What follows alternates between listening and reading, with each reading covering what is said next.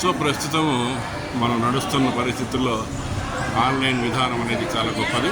So దీన్ని మనం మొదలు పెట్టాలంటే అలాగే కార్యక్రమం. సార్ నమస్తే సార్. ప్రస్తుతము మన ప్రాంతీయ వైద్యశాలలో చాలా వరకు మెరుగైన పద్ధతుల్లో వైద్య సేవలు అందించాలని చాలా ప్రయత్నాల్లో భాగంగా ఈరోజు మీరు చేస్తున్న ఈ యాప్ విషయంగా సులభతరమా ఎలాగంటారు?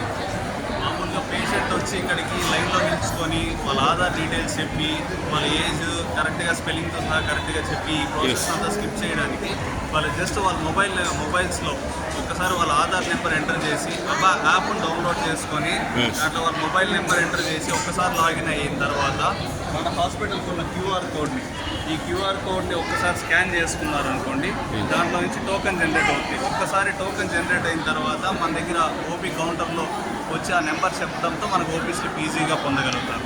దీనికి కావాల్సింది ఏంటంటే మన ఫోన్లో యాప్ని ఇన్స్టాల్ చేసుకోవడం, దాంట్లో ఓటీపీతో లాగిన్ అవ్వడం ఒక్కసారి పద్ధతి. మళ్ళీ నెక్స్ట్ టైం వచ్చినప్పుడంతా జస్ట్ క్యూఆర్ కోడ్ స్కాన్ చేస్తే సరిపోతుంది. ఓకే, ధన్యవాదాలు సార్. ఇది చాలా వరకు ఉపయోగకరం అంటారు. ఇప్పుడు ప్రజలు ఏమంటే కవర్ మర్చిపోవడము, ఫైల్ మర్చిపోవడము, అదేదో కొంచెం ఇంకొక డాక్టర్ దగ్గరికి వెళ్ళటం, ఆ డాక్టర్ ఫైల్ మర్చిపోవడం, ఆయన ఒక రాక ఈయన ఒక రాక, ఇదంతా ఒక కొంచెం టెన్షన్ ఉండేది. సో దీనివల్ల ఇప్పుడు హ్యాపీగా వాళ్ళు వచ్చేయచ్చు. సెల్ చేతిలో ఉంటే చాలు. సెల్ చేతిలో ఉండాలి, వాళ్ళ ఆధార్ కార్డు అది కూడా ఫస్ట్ టైం కొంచెం క్లియర్గా వాళ్ళ ఫోటో వాళ్ళే చేసుకుంటే కదా రెండోసారి మళ్ళీ చెప్పాల్సిన అవసరం కూడా ఉండదు. రాగానే ఒకసారి లాగిన్ అయ్యి వాళ్ళ ఫోన్లో అలానే ఉంటుంది. ఓకే, క్యూఆర్ కోడ్ మాత్రం స్కాన్ చేసుకుంటా ఉంటే సరిపోతుంది. ఓకే సార్, ధన్యవాదాలు సార్. ప్రస్తుతం ఇది మెరుగైన సేవలు ప్రజలకు అందుగడిగా అందించడం కోసం ప్రత్యేకమైనటువంటి ఒక యాప్ను ప్రయత్నం చేసే దానివల్ల ఫైల్ మర్చిపోవడం, తిరుగుబడటం అవన్నీ లేకుండా ఉంటాయి. ధన్యవాదాలు సార్, నమస్కారం. నమస్తే. మీరు ఏదైనా ఇక ఫైనల్గా ఏదైనా సమ్మర్లో తీసుకోవాల్సిన జాగ్రత్తలు కాస్త వేడిగా ఈ మధ్యకాలం ఎక్కువ ఉంది. సమ్మర్లో ప్రతి సమ్మర్లో చెప్పిన విధంగానే ఈసారి కూడా అంటే మీరు ఇంట్లో నుంచి బయట వచ్చేటప్పుడు ఖచ్చితంగా మీ చేతిలో వాటర్ బాటిల్ ఉండాలా, ఇంకొక గొడుగు ఉండాలి, లేదా టోపీ ఉండాలి. టోపీ, గొడుగు, వాటర్ బాటిల్ ఇవి ఖచ్చితంగా ఇంట్లో నుంచి బయట వచ్చేటప్పుడు ఉండాలి ఖచ్చితంగా. ఇంకా రెండోది వచ్చి వేడి ఎండ సెగగాలి తగ్గకుండా చూసుకోండి. పలుచటి దుస్తులు ధరించండి. బిగుతుగా ఉండే బట్టలు ఎప్పుడు వేసుకోకూడదు. తర్వాత నీళ్ళే కాకుండా మజ్జిగ, ఓఆర్ఎస్, కొబ్బరి నీళ్ళు, సో ఇవన్నీ కూడాను తీసుకుంటే మనకు శరీరంలో ఉష్ణోగ్రత తగ్గి నీటి శాతం పెరిగి దాని లవణాల శాతం కూడా పెరుగుతుంది. కేవలం నీళ్లు మాత్రమే తాగకుండా టెంకాయ నీళ్ళు కానీ, ఉప్పేసిన మజ్జిగ నీళ్ళు కానీ, ఓఆర్ఎస్ నీళ్ళు కానీ తాగితే చాలా మంచిది. సార్ ప్రస్తుతం మన వైద్యశాలలో అందుగడిగా ఈ సమ్మర్కి సంబంధించిన స్పెషల్గా ఏదైనా ఒకటి అందుగడిగా ఉందా? మీరు ఏం చేస్తున్నారు? వాళ్ళే అడుగుతున్నారా, వాళ్ళు మీకు ఇస్తున్నారా ఓఆర్ఎస్ కానీ? గవర్నమెంట్ ప్రభుత్వ పరంగా ఈ ఎండల గురించి, వడదెబ్బ గురించి చాలా విస్తృతమైన ప్రచారం జరిగింది. కాబట్టి మనకు క్లియర్ కట్ వడదెబ్బ కేసులు అనేవి చాలా తగ్గిపోయాయి. చిన్నవి వస్తున్నాయి, బట్ వాటిని హ్యాండిల్ చేయడానికి మా దగ్గర సఫిషియంట్ ఐవీ ఫ్లూయిడ్స్ ఉన్నాయి.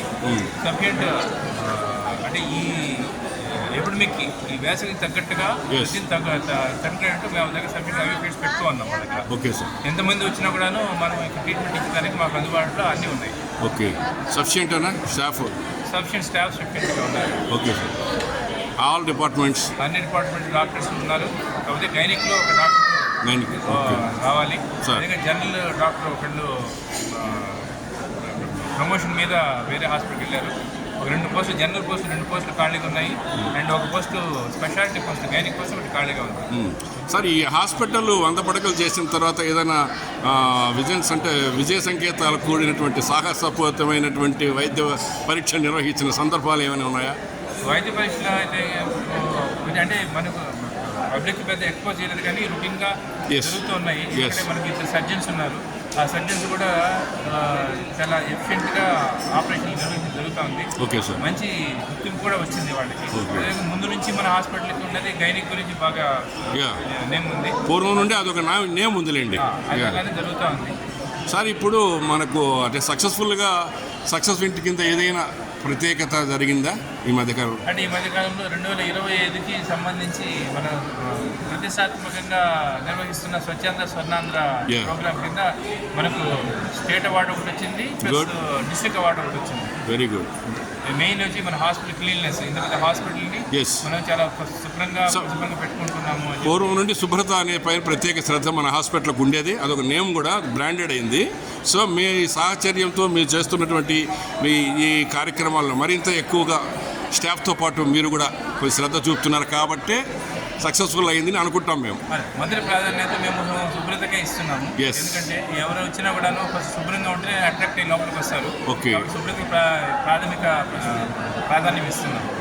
ఓకే సార్, ధన్యవాదాలు. ప్రస్తుతం మన ప్రాంతీయ విభాగంలో వైద్యశాలలో జరుగుతున్నటువంటి అనేక అభివృద్ధి కార్యక్రమాల్లో భాగంగా యాప్ అనేది ఏర్పాటు చేయడం వల్ల సామాన్య ప్రజలకు కూడా అనుకూలంగా ఉండే పరిస్థితులు ఉన్నాయి.